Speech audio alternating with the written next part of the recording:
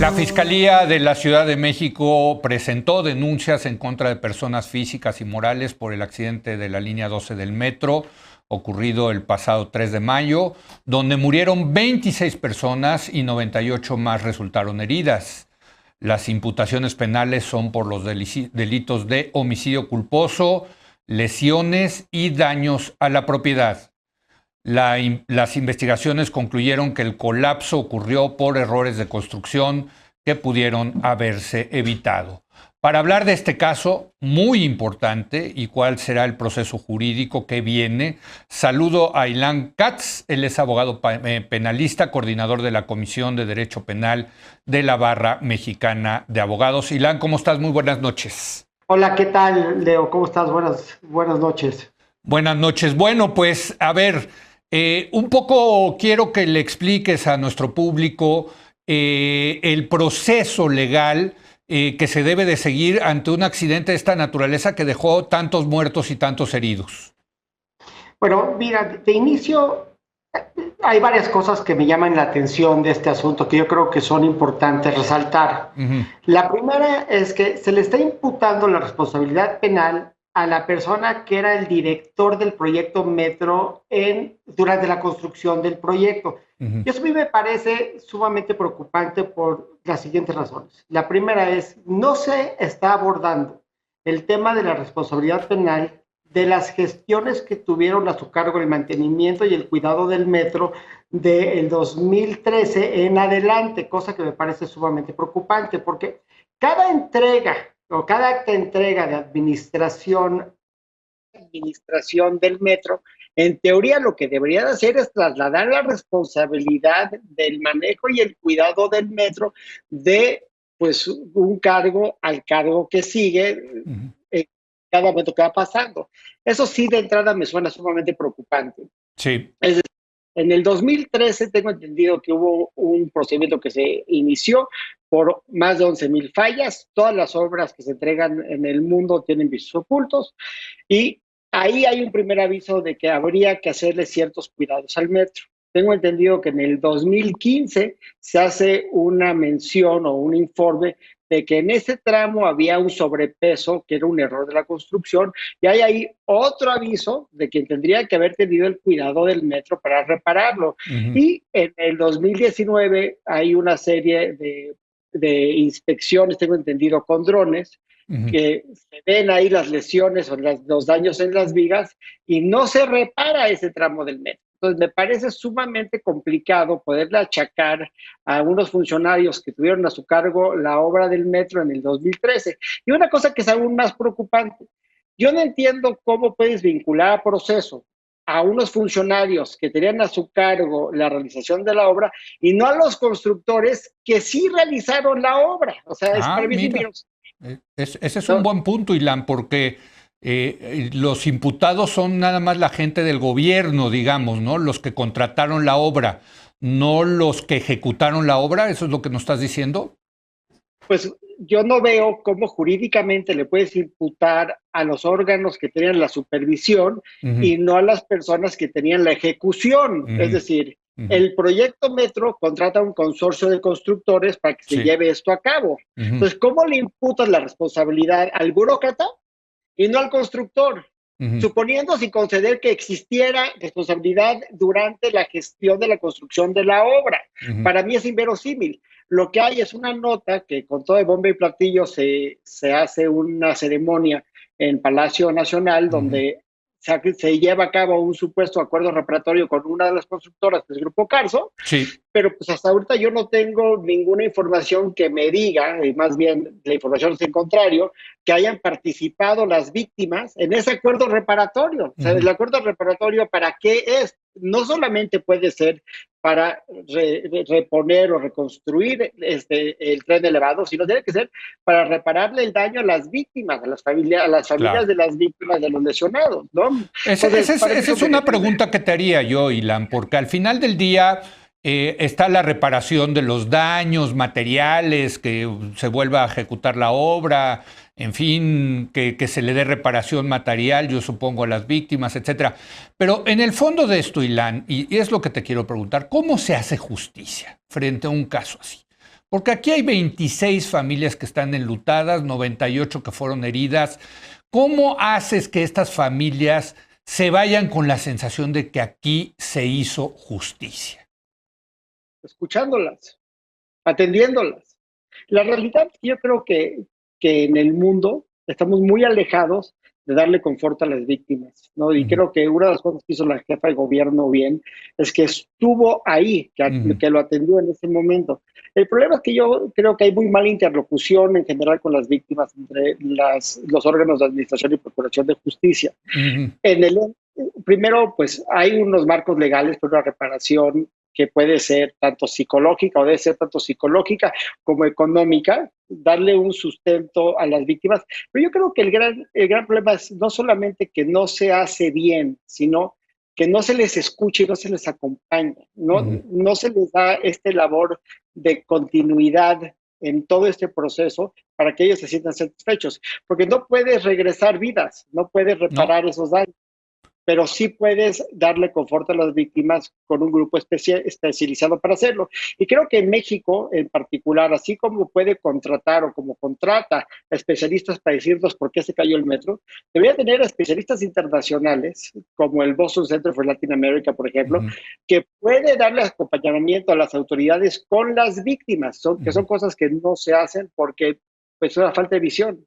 Ahora, en ese sentido, yo también, yo estoy completamente de acuerdo contigo de que hay que darle todo el tipo de apoyos a las víctimas, pero al final del día, las víctimas también lo que quieren es ver a los responsables tras las rejas, Ilan. Ese es, o sea, que pague, que no, que haya consecuencias jurídicas, penales.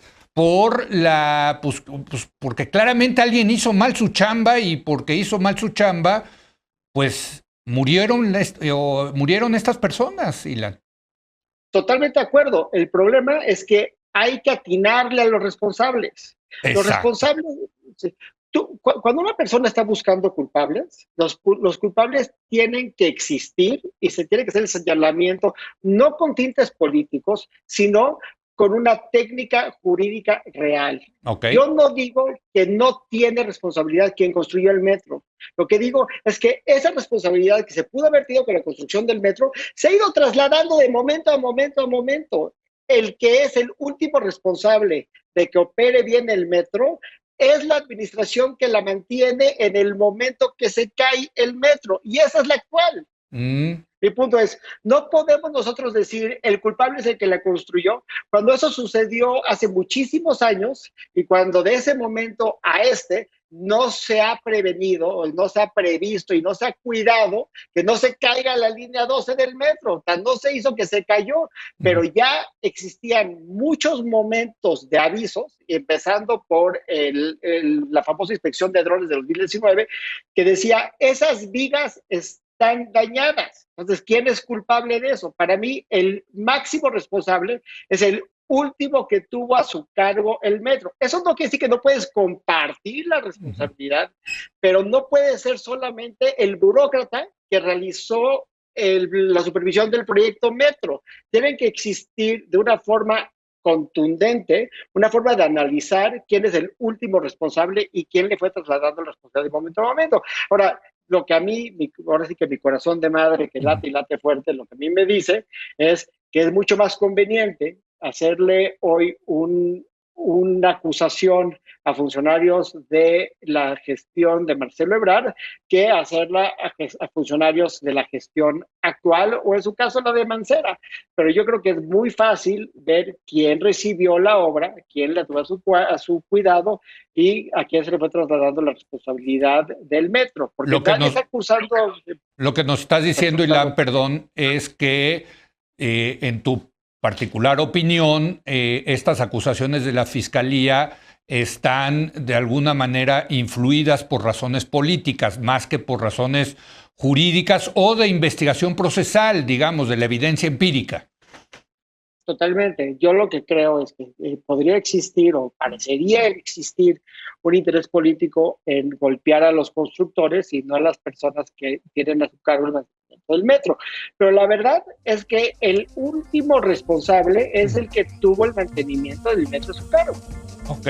Déjame hacer una breve pausa, Ilan, y regreso contigo porque todavía tengo varias preguntas que hacer sobre este caso que me parece fundamental por lo que involucra, desde luego desde el punto de vista jurídico y claro, también desde el punto de vista político. Regresamos.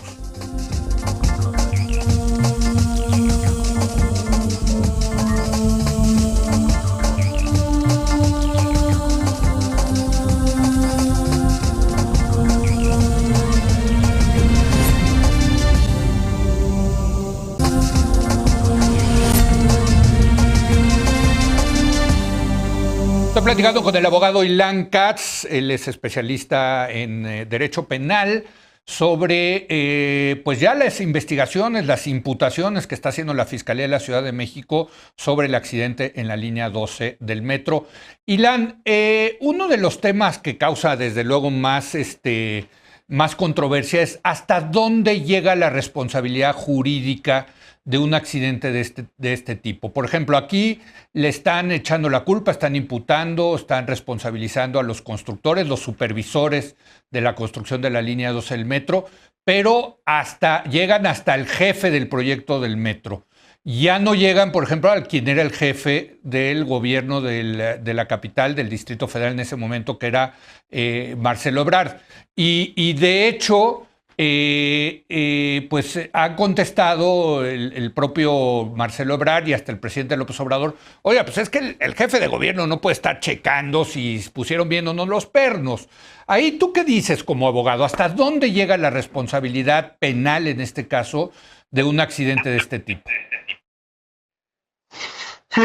Esa es, yo creo que la pregunta del millón, porque tendríamos que conocer a detalle dónde están las pruebas. Lo que sí me parece obvio, que dice Marcelo Ebrard, pues yo no estuve verificando que se pongan los pernos o que no se pusieran los pernos en la obra. Yo creo que la responsabilidad penal no puede subir hasta el ejecutivo o el alcalde en ese momento, el jefe de gobierno, pues no tiene ninguna lógica jurídica, es decir, él no tiene el cargo de la ejecución del metro a su cargo. Él lo que tiene es, pues como toda la ciudad, una serie de responsabilidades y va delegando estas responsabilidades.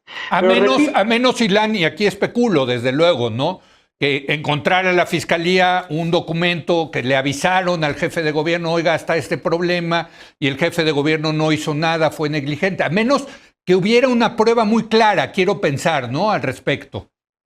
Pero yo repito, a ver, si ese documento no tendría por qué llegarle al jefe de gobierno.